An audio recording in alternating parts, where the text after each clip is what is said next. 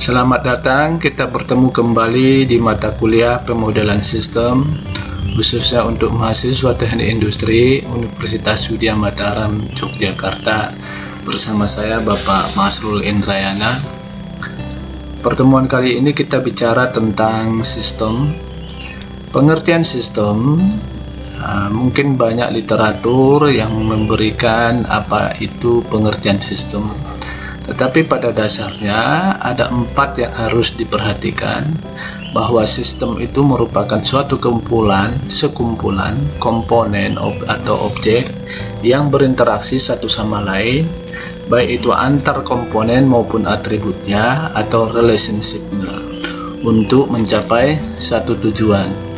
Berarti di dalam sistem itu terdiri dari sekumpulan. Sekumpulan berarti lebih dari satu. Jadi sistem itu komponen atau objeknya harus lebih dari satu. Dan kemudian komponen-komponen tadi berinteraksi satu sama lain, baik itu antar komponennya maupun antar hubungannya atau relationship-nya. Dan semua komponen yang berinteraksi satu sama lain memiliki satu tujuan. Nah, kita lihat di dalam sistem tadi adalah merupakan sekumpulan objek atau komponen. Nah, di dalam sistem objek itu atau komponen itu ada 3 jenis. Yang pertama, objek sebagai input atau komponen yang berperilaku sebagai input. Kemudian komponen yang berperilaku atau berjenis proses sebagai proses. Kemudian komponen atau objek yang berperilaku sebagai output.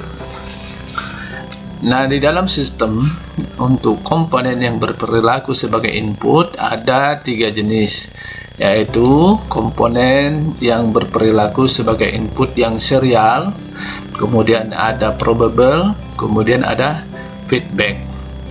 Nah, komponen yang berperilaku sebagai input yang serial, contoh biasanya itu komponennya itu berada pada satu sistem, masuk dalam satu sistem yang satu secara langsung masuk ke sistem yang lainnya.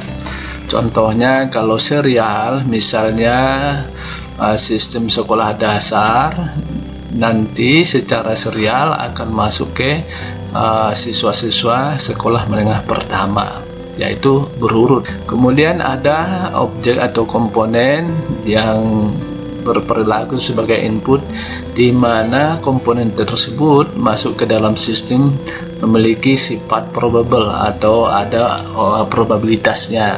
Objek probable itu biasanya objek yang masuk ke dalam suatu sistem memiliki faktor probabilitas atau faktor seleksi. Misalnya dari SMP mungkin untuk masuk ke SMA atau SMK itu memiliki perilaku probable. Jadi siswa-siswa yang lulus SMP belum tentu masuk ke SMA, tetapi beberapa bisa masuk ke SMK. Jadi ada faktor probabilitasnya. Kemudian komponen atau objek yang berperilaku sebagai input dengan bentuk feedback, contohnya adalah komponen atau objek yang kembali ke dalam sistem tersebut. Misalnya barang reject atau barang cacat, produk cacat, kemudian karena dia cacat, dia kembali lagi ke sistem tersebut menjadi barang yang perlu diperbaiki atau di rework.